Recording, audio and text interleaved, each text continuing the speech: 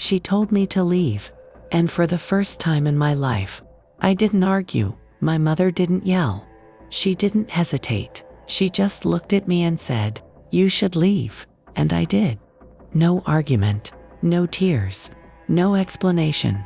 For 7 days, no one called, not to ask where I was, not to ask if I was okay. And that silence, it told me everything I had spent 22 years trying not to see. Because in this family, I was the one who fixed things, handled things, took the blame, even when it wasn't mine. Especially when it wasn't mine. 3 days before I was kicked out, I found something I wasn't supposed to see. Thousands of dollars in charges, all tied to my sister. When I brought it up calmly, she cried. My mother stood up, and somehow, I became the problem. But this time, something didn't break. It went quiet, and 7 days later, I walked back in, not as the daughter they were used to, but as someone they had never actually met before. In the story, no one is who they seem. Be careful. My name is Serena Ward. I'm a person who lives quietly but has big goals. And I am 36 years old, and the night my mother looked me in the eyes and told me to leave her house, I did not scream or cry or beg her to reconsider. I walked upstairs, pulled a small blue bag from the back of my closet, packed it in less than 5 minutes, and walked back down the stairs without saying a single word to anyone. This trip of mine was going to lead to a lot of things, but I didn't know that at the time. My father was standing in the hallway, leaning against the wall with his arms crossed, and he watched me carry that bag past him without making a sound. And as I stepped through the front door into the cold night air, I told myself something that I had never allowed myself to believe before. That maybe leaving was not the worst thing that could happen to me, and maybe it was the only thing that could finally set me free. But before I take you back to that night, I want you to understand something important. Because this story is not just about one terrible evening, and it is not just about one cruel decision my mother made. This story is about 22 years of slowly being erased inside your own family, and what happens when you finally decide to stop disappearing. My name is Serena, and I have spent most of my life being the daughter who handled everything, fixed everything, and absorbed everything, while my younger sister Camille was handed grace, patience, and second chances, like they were unlimited. And the night my mother chose Camille over me for the very last time, something inside me went quiet, and that quiet was not defeat. Because that quiet was the sound of clarity finally arriving. I need to take you back 3 days before the night I packed that bag. Because that is where this story really begins. And that is where the truth starts to surface. I was sitting at my parents' kitchen table on a Sunday afternoon, helping my father sort through a stack of financial papers that had been piling up for weeks, because managing numbers made him anxious. And he had always relied on me to bring order to the chaos. I was going through the documents carefully, separating receipts from statements, when I found something that stopped me completely. There were charges on my parents' shared account, not 1 or 2, but nearly 18 separate transactions, spread across a single month, totaling just over $4,000, all marked under my sister Camille's name. The purchases were from clothing websites, a high-end candle subscription service, and what appeared to be a custom jewelry retailer. Not one of them looked like a business expense. And Camille had told our parents that she needed access to their account for her new handmade gift shop. Her 4th business idea in 3 years. I did not bring it up to start a fight, and I want to be clear about that. Because I have spent years being accused of making things difficult, when all I was doing was telling the truth. I was always the black sheep of the family. Because I always spoke my mind. I brought it up because my father was 62 years old and working reduced hours, and $4,000 was not a small number for them. I waited until dinner that evening, when all 4 of us were sitting at the table, and I kept my voice as calm and even as I could manage.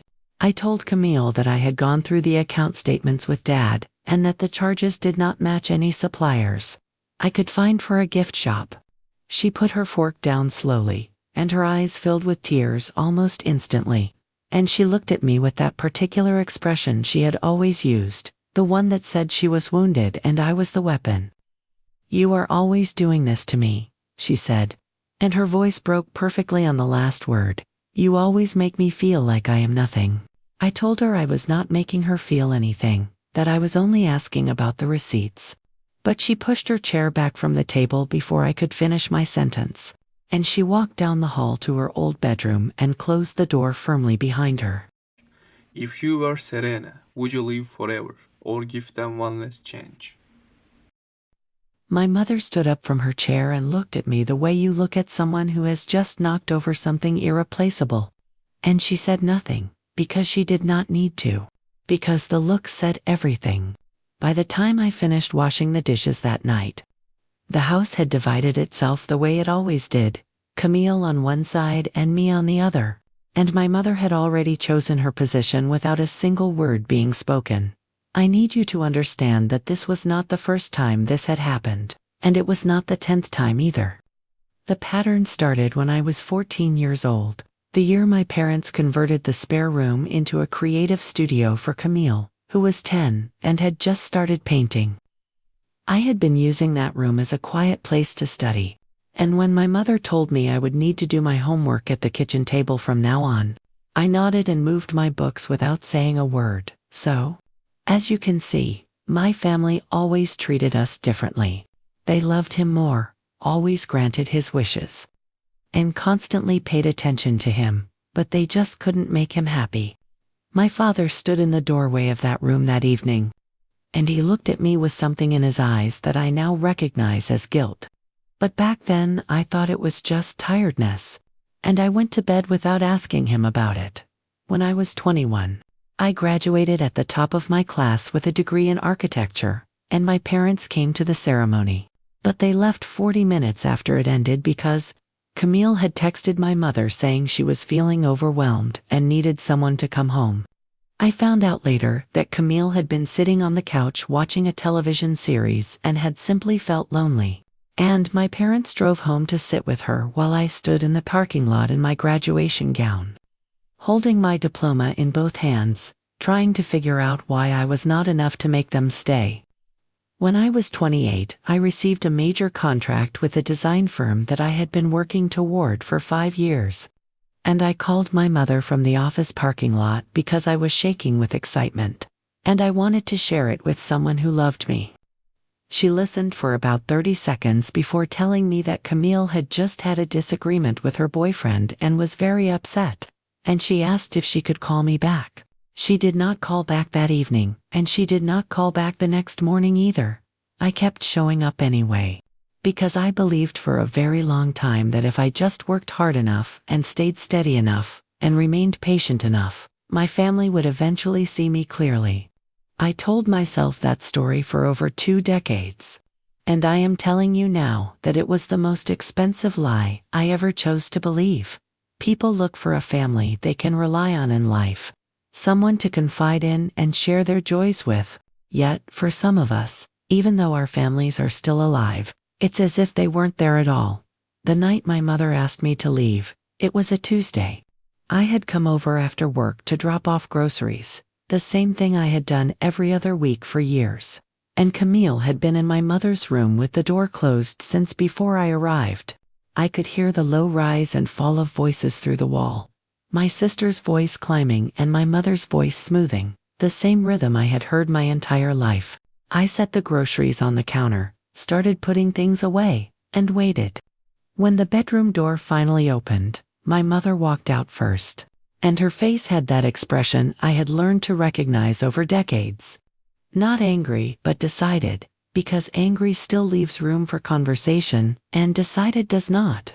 She told me that Camille had said she could not be in the house when I was there, that my presence caused her physical distress, and that she needed me to gather my things and go for the night.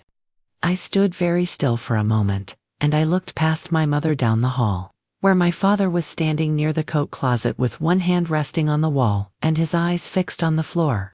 I asked my mother if she had asked Camille what had actually happened between us, and my mother lifted her chin and said that she did not need to, because she could see what the situation was doing to her daughter.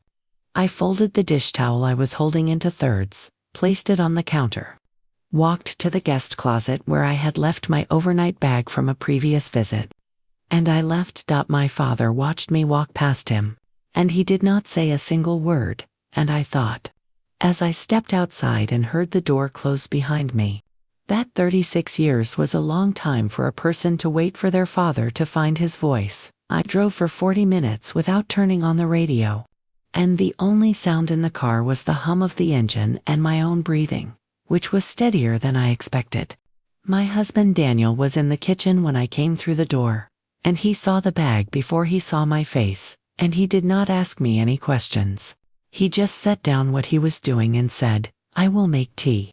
And I sat at our kitchen table and put both hands flat on the surface and stayed very still for a long time.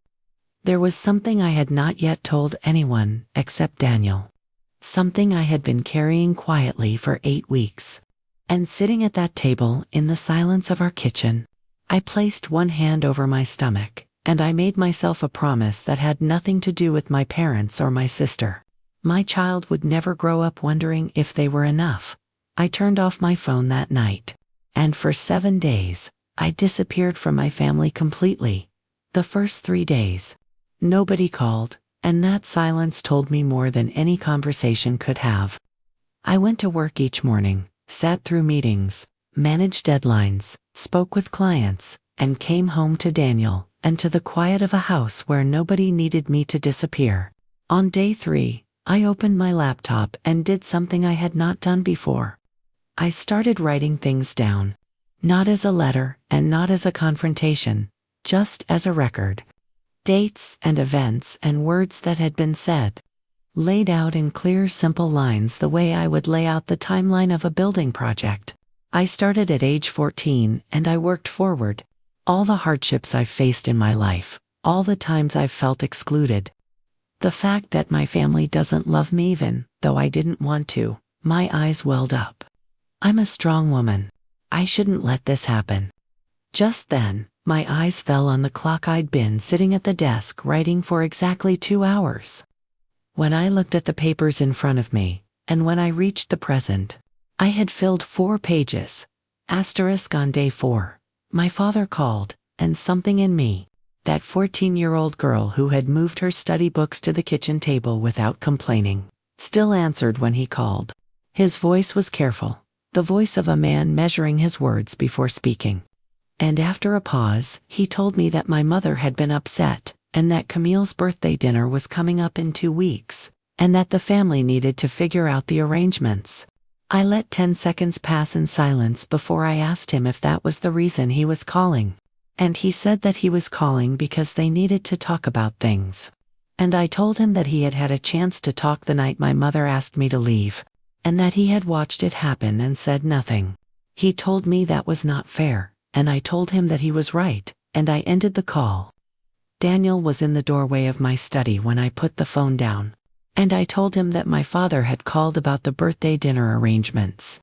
And Daniel exhaled slowly through his nose in a way that was not quite a laugh, but was something very close to recognition. On day 6, 2 missed calls from my mother appeared on my phone, and a voicemail that I let sit for several hours before I listened to it.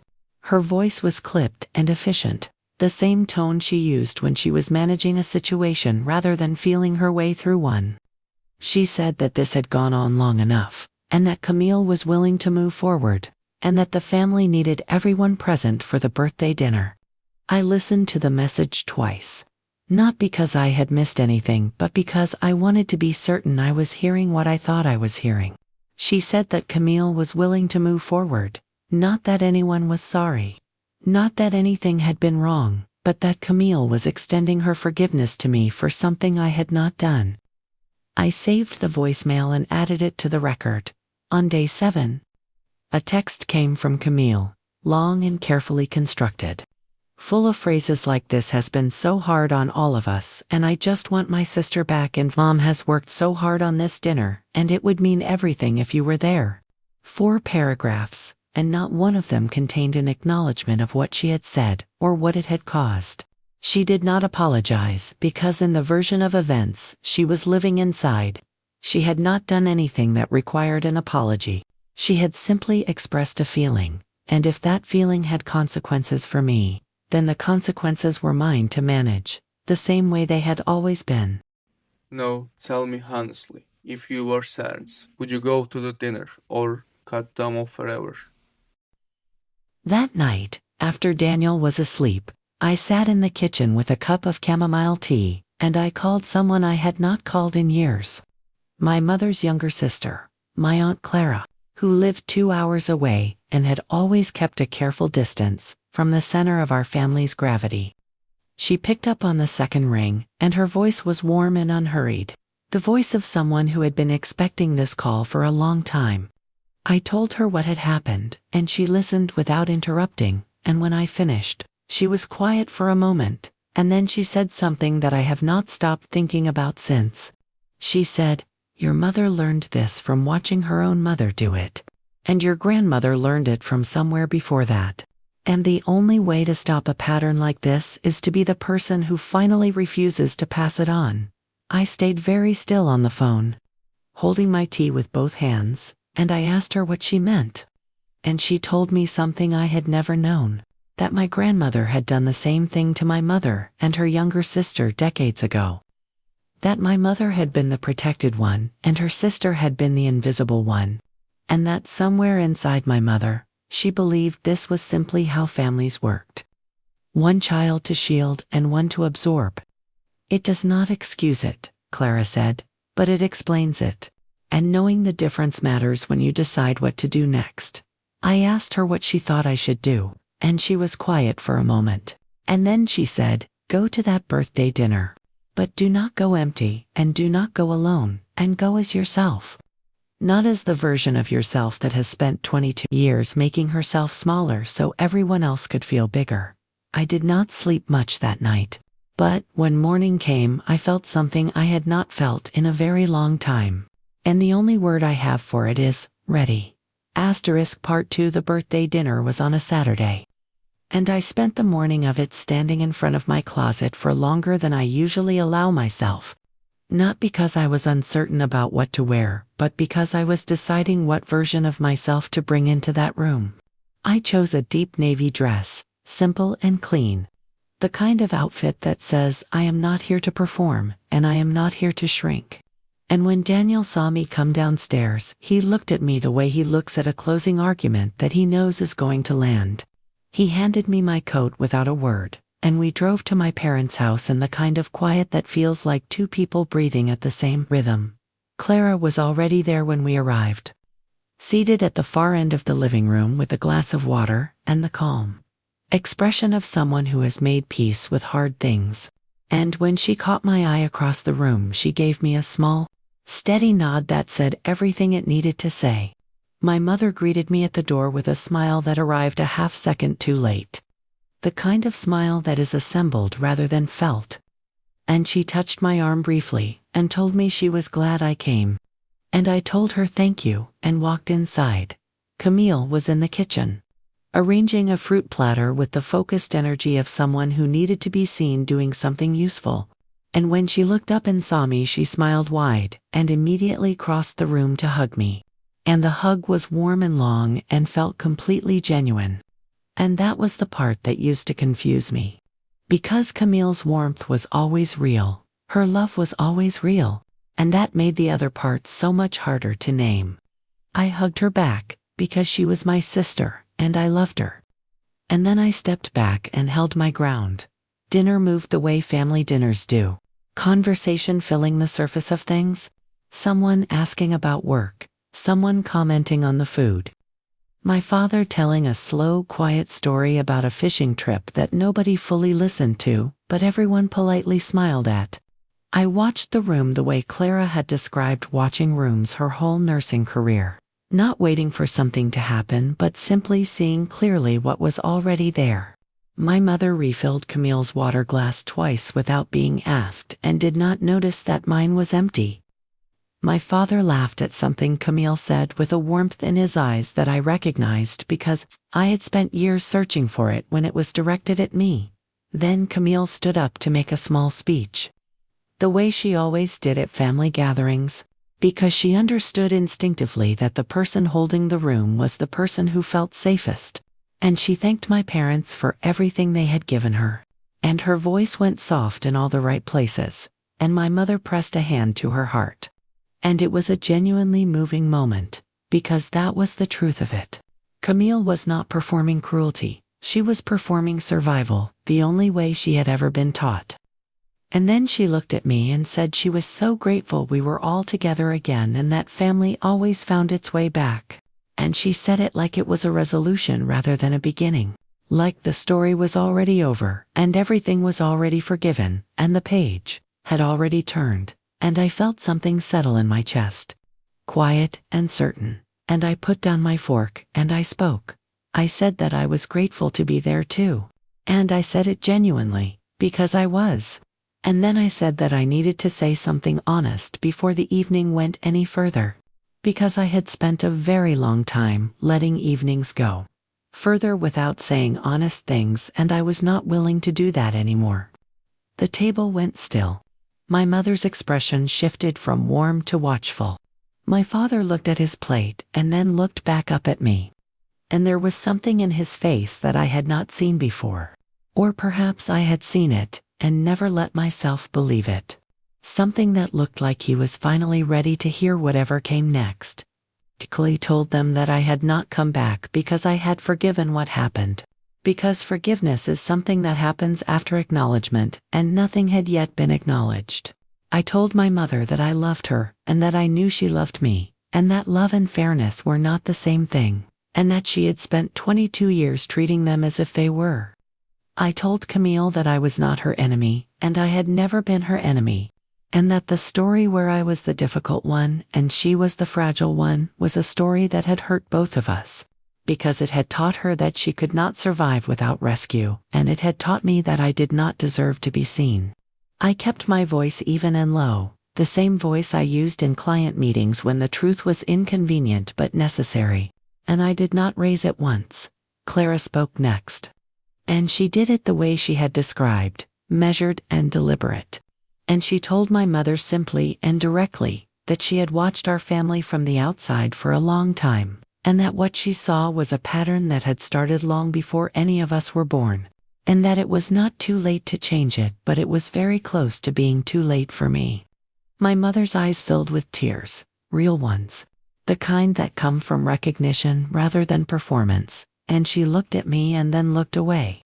And for a long moment she said nothing at all. My father cleared his throat, and when he spoke, his voice was low and careful.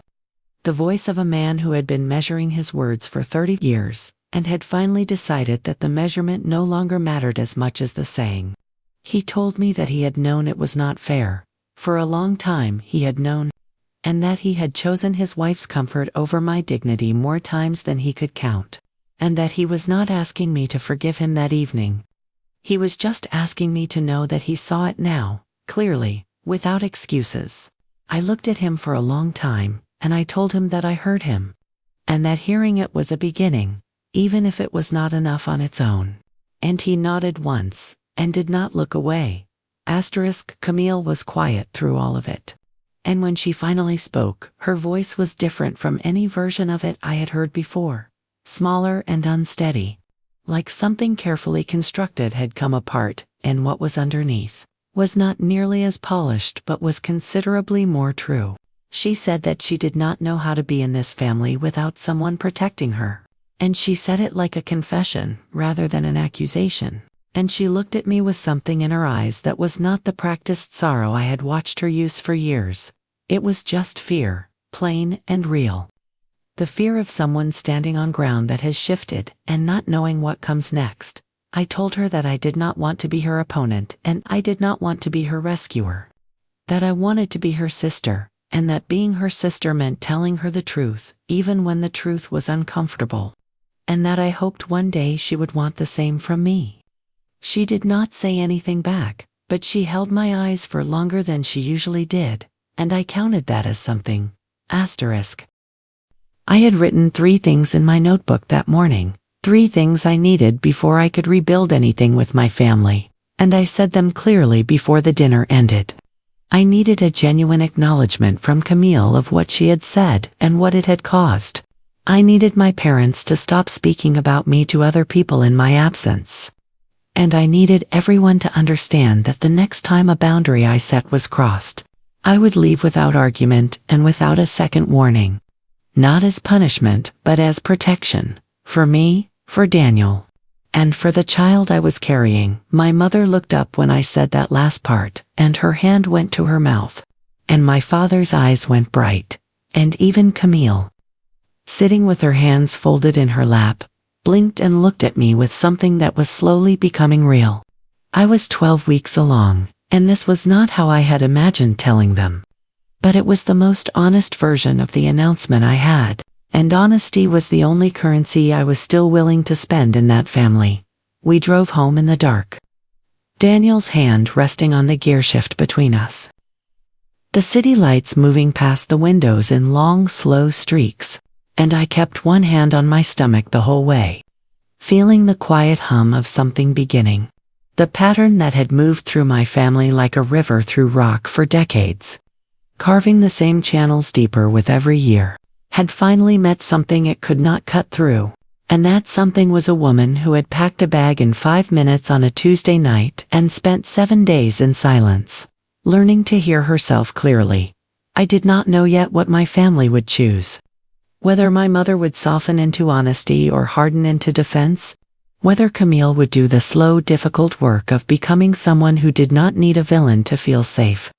Whether my father would keep finding his voice or retreat again into the comfortable silence he had lived inside for so long. But I knew what I would choose, every single morning, for the rest of my life. And I knew that the child I was carrying would grow up inside a different story entirely. One where being loved and being seen were never 2 separate things. Some patterns end because someone finally decides to stop carrying them forward, and this one ends with me.